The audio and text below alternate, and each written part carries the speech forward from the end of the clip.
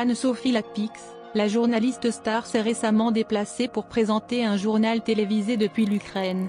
Son départ pour se retrouver au cœur de la guerre a évidemment fait couler beaucoup d'encre dans les médias. Les journalistes ont salué son courage d'une part, tandis que, d'autre part, le public applaudissait son professionnalisme. Mais d'après plusieurs de nos confrères, cités notamment dans les colonnes du magazine Public, ce ne serait pas le même son de cloche au sujet d'Anne-Sophie Lapix qui retentit dans les couloirs de France Télévisions. En effet, plusieurs de ses collègues auraient voulu être à sa place lors de son intervention en direct depuis l'Ukraine. Découvrez dans quelle mesure la journaliste, présentatrice du JT de 20h de France 2, se retrouve donc bafouée par sa propre famille professionnelle. Aussi, on ne vous cache pas que ces tensions sont sans doute exacerbées par l'analyse des médias concernant la supposée légèreté des JT lorsqu'il s'agit de parler de la guerre qui fait rage en Europe. Depuis qu'elle a pris la relève de David Pujada à la présentation du JT de 20h de France 2, Anne-Sophie Lapix n'a pas un instant de répit dans les médias. Ses faits et gestes sont analysés, décortiqués et critiqués sans relâche.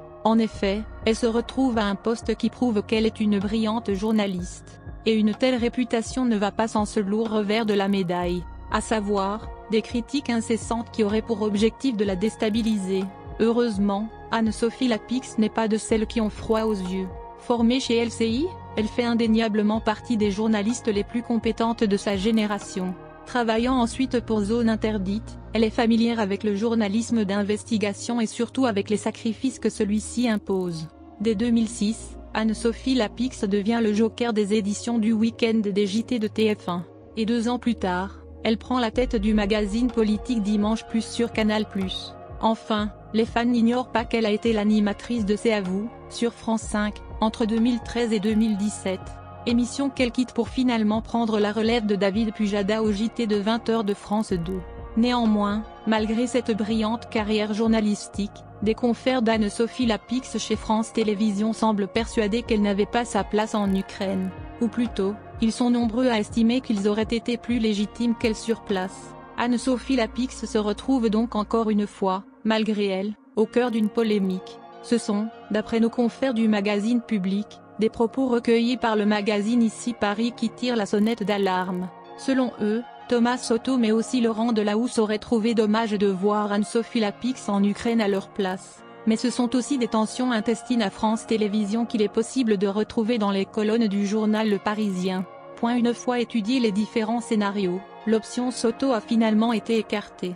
Ce qui a provoqué des tensions en interne et agacé le joker de Delahousse, pouvait-on lire. Or, le joker de Laurent Delahousse n'est autre que Thomas Soto, co-animateur avec Julia Vignali de l'émission Télématin, en semaine, sur France 2.